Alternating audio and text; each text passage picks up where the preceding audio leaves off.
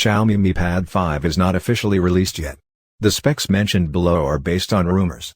The dimension of the device is 162.6 by 74.8 by 9 mm and it weighs 208 grams. The smartphone includes fingerprint, side-mounted, accelerometer, proximity, and compass. The smartphone features an infrared port, USB Type-C 2.0, and Bluetooth 5.2. The smartphone is fueled by a non-removable LiPo 5000 mAh battery plus fast charging 18 watts. The phone runs on the Android 11 plus MIUI 12 operating system, providing smooth operation of the device.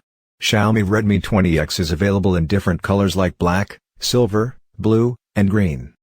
The tablet is powered by the Qualcomm Snapdragon 870 processor while the GPU is Mali-G57 MC2.